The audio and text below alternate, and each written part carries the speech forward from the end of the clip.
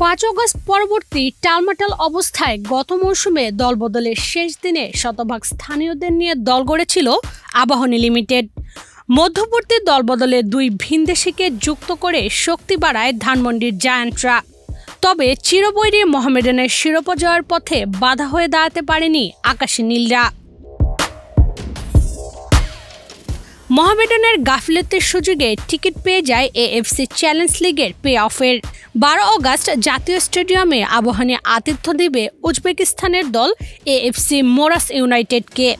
সেই ম্যাচকে সামনে রেখে পরীক্ষিত কোচ মারুফুল হকের অধীনে প্রস্তুতি শুরু করেছে আবাহনী। এবারও আছে আর্থিক সংকট, তবে এর মধ্যেই শক্তিশালী দল গঠনের পথে অনেকটা এগিয়ে গেছে তারা। মোহামেডানের ঘরের ছেলে বনে যাওয়া মালির ফরওয়ার্ড সুলেমান দিয়াবাতে ও বসুন্ধরা কিংসের শেখ মোরসালিনকে সামনের মৌসুমে খেলানোর অনেকটাই চূড়ান্ত করে ফেলেছে আবাহনী।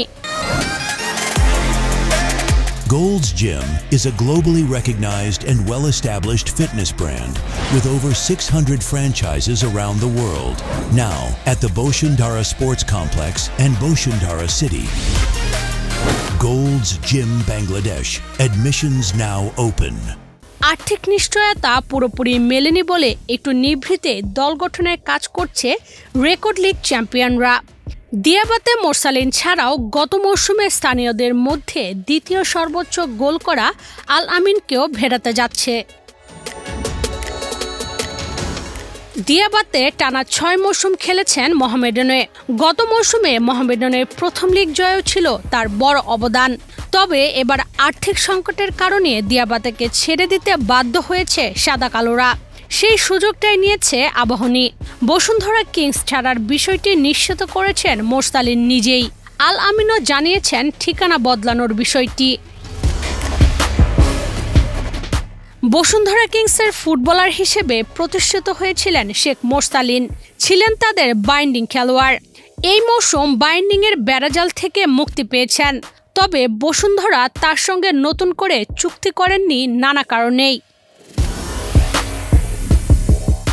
গত লিগের প্রথম পর্বে পুলিশের হয়ে আলো ছড়িয়েছিলেন জাতীয় দলের স্ট্রাইকার আল আমিন, করেছিলেন 7 গোল। পরে অবশ্য গোলের ধারায় ছেদ পড়েছিল তার।